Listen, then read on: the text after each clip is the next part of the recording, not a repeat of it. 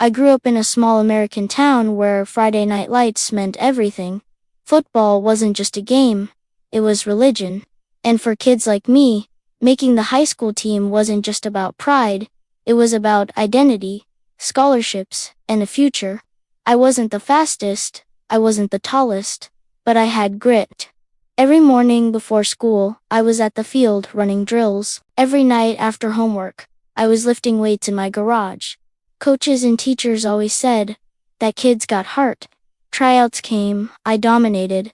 I outran kids heavier than me. I outhit players taller than me. And when it came down to drills, nobody had the stamina I did. So when the final roster was posted, I pushed through the crowd, heart pounding, searching for my name. And then, nothing. My name wasn't there. The kids I'd beaten in every drill were listed, but not me. I stood frozen, the papers shaking in my hands, as everyone else celebrated.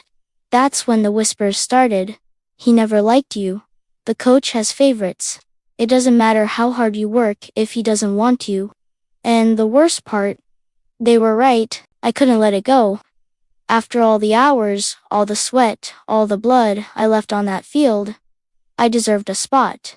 So I walked straight into the coach's office. He didn't even look up when I came in. "Coach," I said, trying to keep my voice steady, "I worked harder than half the guys you picked. Why didn't I make the team?" He leaned back in his chair, smirked, and said words that would burn into my memory forever. "Kid, football isn't about hard work, it's about talent. You just don't have it. You're not starter material. Honestly, you should quit." My chest tightened. I wanted to yell, to throw something, to make him see how unfair this was, but all I could do was stand there, fists clenched, while he looked back at his paperwork like I wasn't even worth his time. That night, I sat in my room staring at my cleats. For a moment, I thought about giving up. Maybe he was right. Maybe I'd never be good enough. But then something inside me snapped. No, he was wrong. I didn't need his approval. I'd find another way. And that's when I got the call that changed everything. A friend from a rival high school said, "Hey, I heard what happened. Our coach is looking for players, want a tryout." I didn't even hesitate. Yes, if my coach didn't believe in me, fine.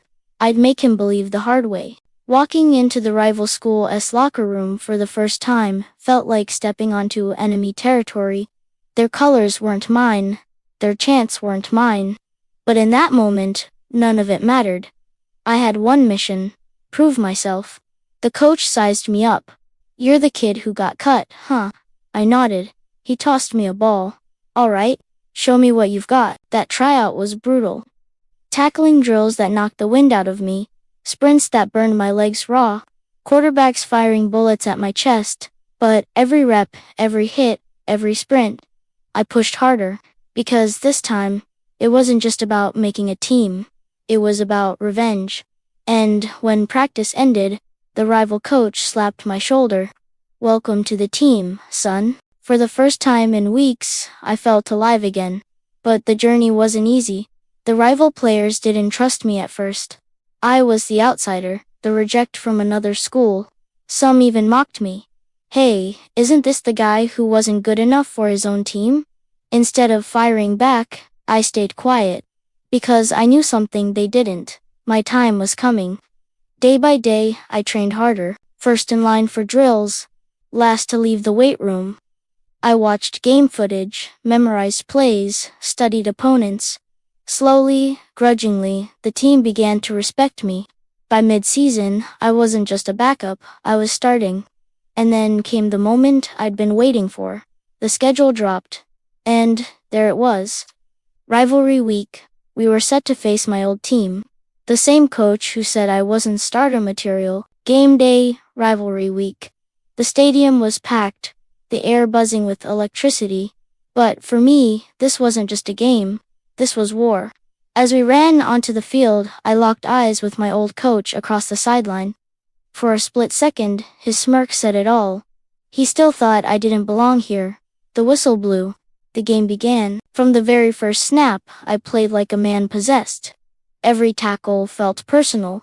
Every sprint was fueled by weeks of anger and rejection. First quarter, I forced a fumble. Second quarter, I broke through the line, sacking their quarterback. By halftime, the crowd wasn't chanting for the team anymore. They were chanting my name. But the real moment came in the fourth quarter. Tie game. 2 minutes left. Ball on the 30-yard line. Coach called the play. I lined up, heart pounding so loud I could barely hear the crowd. The snap?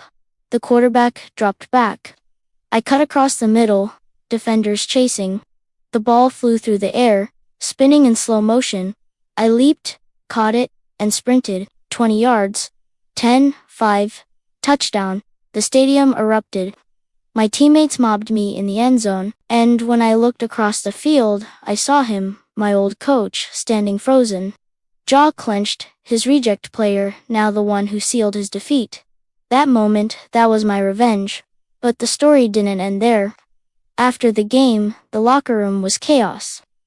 Teammates hoisted me onto their shoulders, chanting my name. I should have been floating on air. But my eyes kept drifting to the other sideline, where my old coach stood. The man who once told me I wasn't T-starter material had just watched me dismantle his team and scored the game-winning touchdown. The best part, he couldn't ignore it.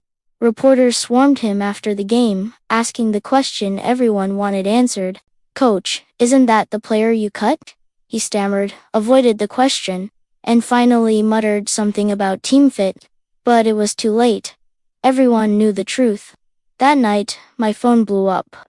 Messages from classmates, neighbors, even teachers from my old school. "Can't believe he cut you. You proved him wrong. You're a legend." And then came the moment that sealed it forever. A college recruiter who had been at the game pulled me aside in the parking lot. "Kid," he said, "we like fighters. Call me Monday, my old coach." He lost more than just a game. He lost his reputation. Word spread fast in our small town. Parents started questioning his decisions. Players began doubting his judgment. He had built his power on favoritism, and now it was crumbling. As for me, I realized something important. Revenge isn't always about screaming in someone's face or tearing them down. Sometimes, the sweetest revenge is success. Letting your hard work, your determination, and your victories speak louder than anything they could say. So yeah, the coach thought he ended my football dream. But in the end, he lit a fire inside me that even he couldn't put out. And that fire, it burned him too.